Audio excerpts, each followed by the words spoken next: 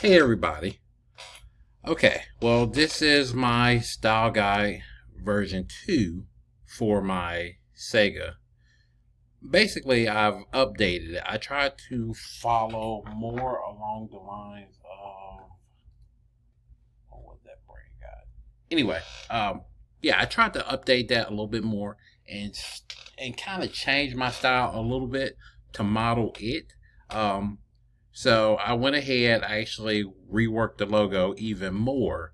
Uh, I'm actually starting to like it a bit more now after getting some feedback from Christina and a few of my other colleagues on Facebook um, who were graphic designers. And pretty much some of them were saying, I was actually going through Logo Lounge. Um, looking at some stuff there, and I was looking at a lot of the gaming stuff that they were doing. Where when I would look at certain stuff, I was just like, "Hey, well, you just took this from Mario, or you took this um, from the Nintendo." Or I think one of the logos I was looking at was actually the castle from Dr. Wally's stage, and I was just like, "Okay." So with this going on a system, I definitely did not want to get sued for plagiarism.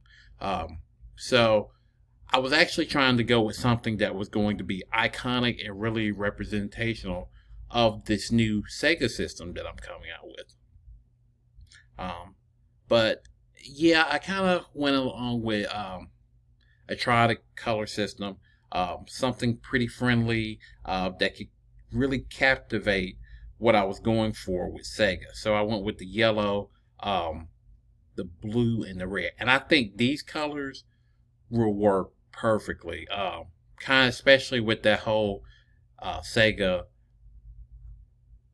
the window into your digital soul. And I think, the yellow would kind of work because kind of when I think of like the digital soul, I think yellow would be a great color and blue as well. So I think that whole triadic system would definitely work.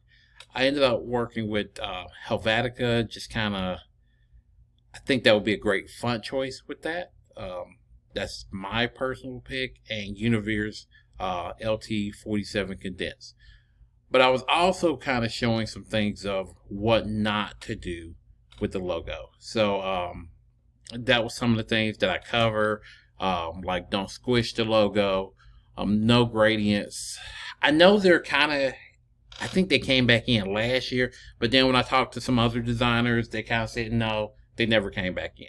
So I was trying to use certain elements as far as that, and just make it something where I could see this logo lasting, the next 10, 20 years, where it wouldn't look really outdated.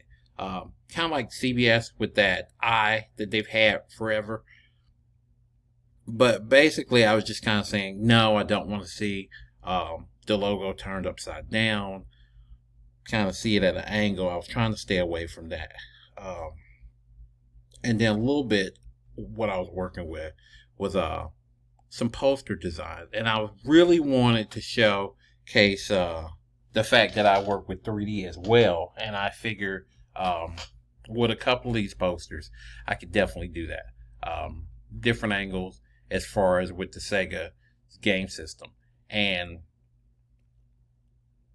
that's kind of what I was doing there. Tried to keep it simple, nice, and clean. I may work with a few things dealing with some augmented reality. Um, this will be on a smaller scale, so hopefully it won't be too much once I like when I tried to do the trade show. But yeah, that's kind of what I want to showcase there. I also had a few more posters that I updated prior. I just went ahead and changed the color, added a new logo,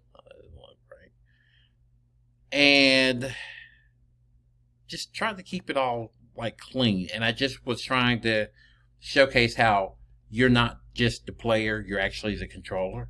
Um, but yeah, that's really what I was trying to emphasize on that. And then with some of the ephemera, I was just trying to show things that would work for a trade show, t-shirts, bags, lanyards. I thought would be really a great thing to kind of show as well. Um,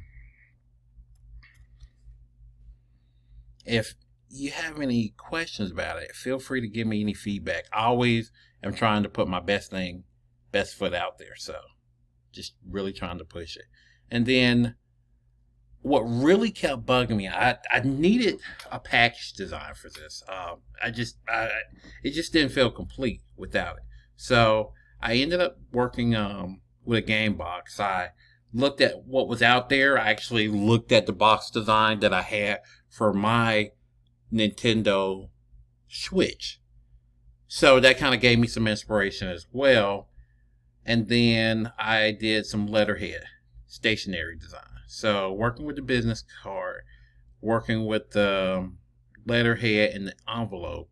This is just some of the pieces that I got there. So, but all in all, it's been a lot of hard work, and I'm actually done with my other class this week. So that will definitely let me really focus a lot more now that I'm done with art history. So, yeah, but that's about it. Everybody have a great day.